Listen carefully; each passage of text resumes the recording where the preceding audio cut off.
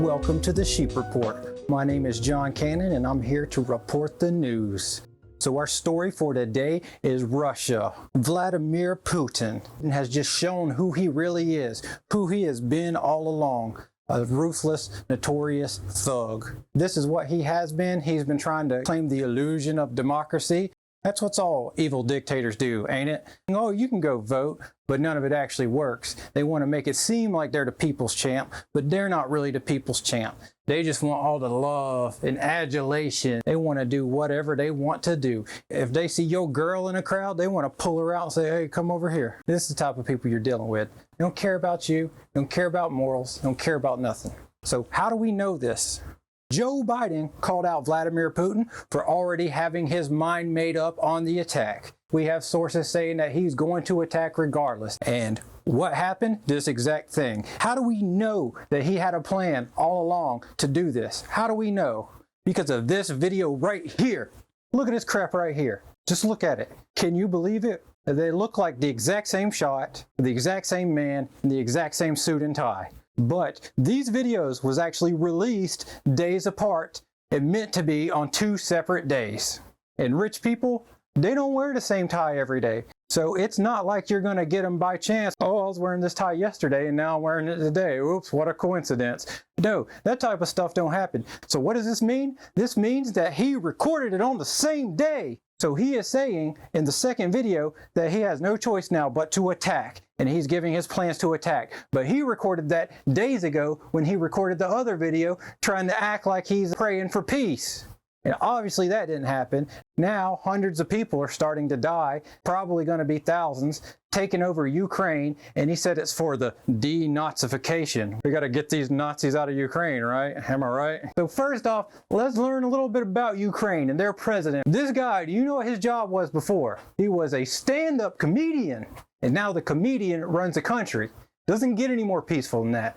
And they have separatist-backed settlements, and it's all around the country. They're trying to take over all around, like the Iron Dome thing you seen months ago with Israel. Well, that's basically going on now in the capital. They're dropping bombs. The Ukrainians already had the bunkers. They had all this stuff from back in the day. They just never thought that they'd have to ever use it again. But boy, were they wrong. So Russia's trying to take this over, and guess what? China is watching very closely, and so is Taiwan, because that's the next thing. China is going to want to capture Taiwan, even though they've never owned it before a day in their life. They still feel entitled to it because the old Chinese government went and set up shop in Taiwan.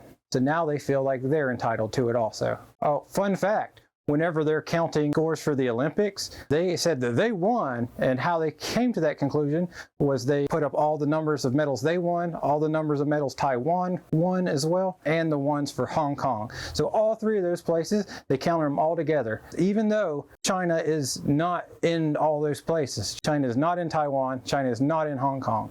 They might think this stuff is theirs, like a bad controlling ex-boyfriend, but these places surely are not theirs. And if everything goes good with Vladimir Putin attacking Ukraine, then they'll just invade Taiwan, China will. And so we have to diversify where we send troops and make the situation far more complicated. He watched what this administration did on Afghanistan. Putin watched Afghanistan crumble. Putin watched us tuck our tails between our legs and leave. But now there's a brutal dictatorship. But one thing about that place is they don't got no more money. All the money of Afghanistan is actually stored in New York. And now they have frozen those assets and they cannot get to it.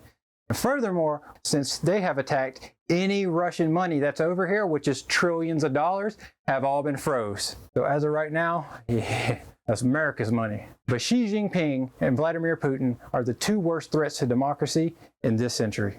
They are going in the footsteps of Hitler, both of them. One's invading countries, and one has Uyghur slaves in a concentration camp and also harvests them for their organs. This is some Nazi shit. This is some crazy, crazy, sacrilegious, super Nazi shit. But this time, we have 2 super Nazi forces with the most people ever, with the most money ever, and going to do the most untold damage that the world has ever seen. But we're about to see it. Do you not feel it? We're plunging into darkness. As the days go by, it gets darker and darker. We're going down right now and not up. And it's probably going to be a while before we ever ride the curve back up again if they go from a golden age to a dark age.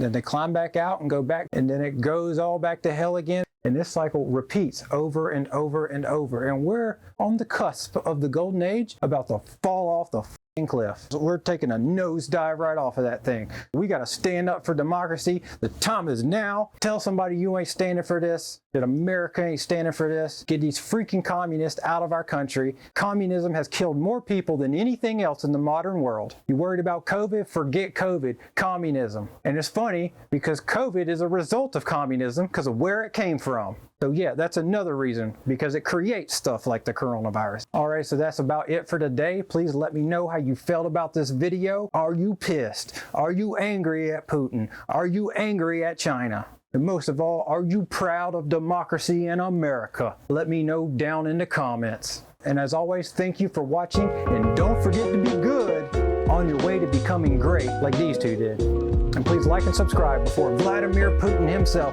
gets your address for watching this video and comes to your house and tickles you to death. You don't want the death tickle. Thank you and have a great day.